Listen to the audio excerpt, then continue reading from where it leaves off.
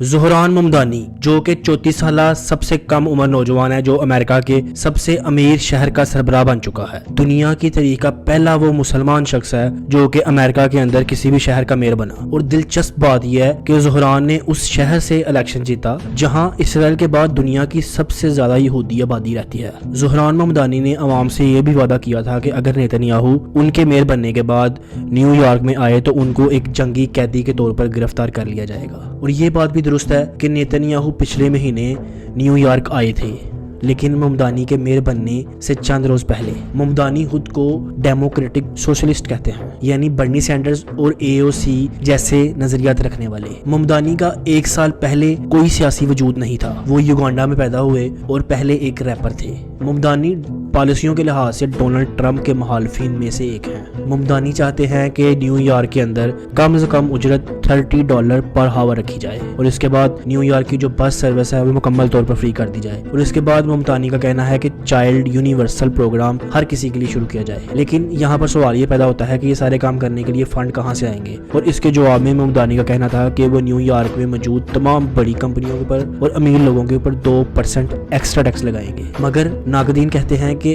ایسا کرنے سے بڑے سارے امیر لوگ اور بڑی کمپنیاں اس شہر کو چھوڑ کر چلی جائیں گی، جس سے حالات مزید خراب ہو سکتے ہیں۔ بلکہ شواہد بھی موجود ہے کہ 10 لاکھ نیو یارک کے لوگوں نے سٹیٹمنٹ دی تھی کہ اگر ممدانی الیکشن جیت گیا تو ہم نیو یارک کو چھوڑ دیں گے، لیکن شاید یہ صرف دھمکی تھی، لیکن ہو سکتا ہے کہ یہ سچ بھی ہو۔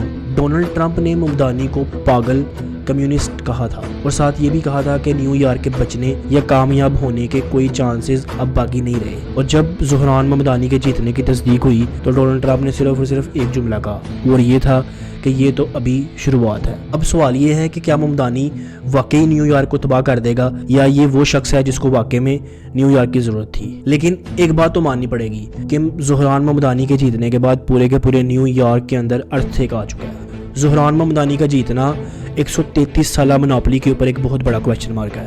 آپ زہران ممدانی امریکہ کا سب سے کم عمر اور مسلمان میئر، اس کے بارے میں کیا خیال رکھتے ہیں؟